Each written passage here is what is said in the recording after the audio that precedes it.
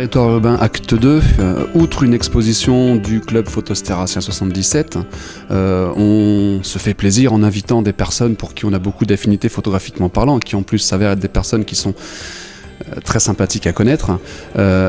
Véronique Durruti. Alors, on a en tête des mots de livres, des noms de livres, des titres plutôt, comme Orientime Press, Roadbook, Extérieur Nuit, Roadbook tout court, Japan Book, c'est le dernier, et justement Véronique nous propose lors de l'exposition Territoire urbain un voyage au Japon avec des tirages issus de son livre Japan Book. Véronique, bonjour, merci d'être avec nous, et est-ce que tu peux nous toucher quelques mots sur ta série, s'il te plaît? Merci de m'avoir invitée déjà, je suis ravie d'être parmi vous, c'est quand même la 3e fois que je viens voir votre manifestation, et donc je suis très heureuse de pouvoir montrer mes photos cette fois-ci. Donc oui, Japan Cities Toibohu, c'est un concentré des émotions que j'ai pu ressentir lorsque je voyageais au Japon.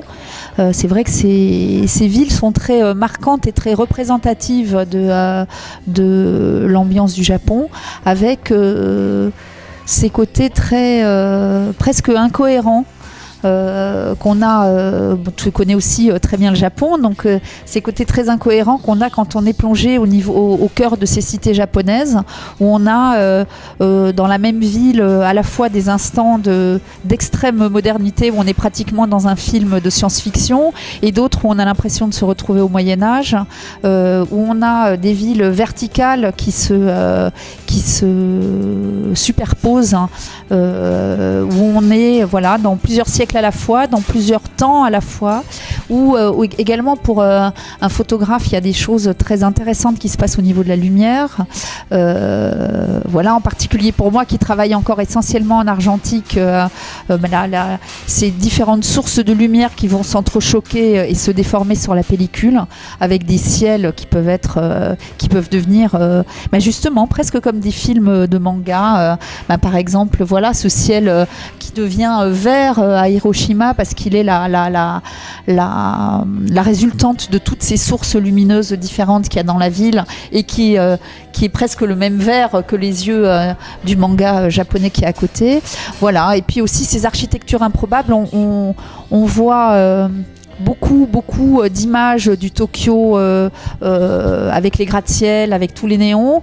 Moi, ce qui m'a aussi intéressée, c'est les banlieues, c'est ces entre-deux qu'on a au Japon, comme dans le diptyque qu'il y a là, avec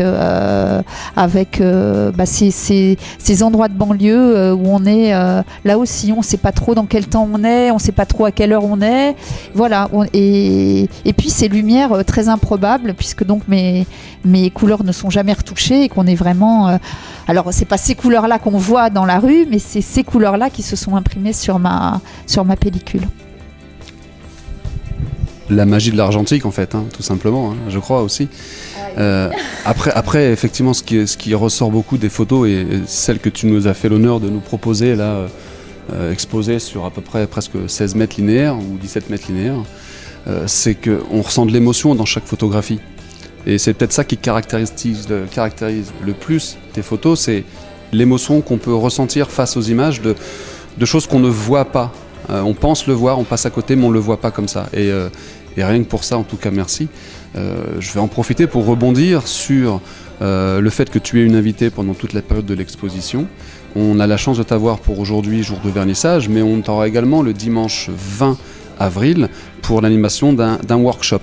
Un workshop donc étant un atelier photographique qui se découpera en 2 parties, une partie conférence suivie d'une partie travaux pratiques, si on peut appeler ça travaux pratiques, donc prise de vue en extérieur, commentaire des photos qui seront prises, pour essayer de nous amener un petit peu dans ton univers à toi, qui est plus une photographie en sensibilité, et on le retrouve au niveau du titre de l'atelier, qui sera photographier l'essence. Si jamais ça vous intéresse, inscription sur le site photostéracien77.fr.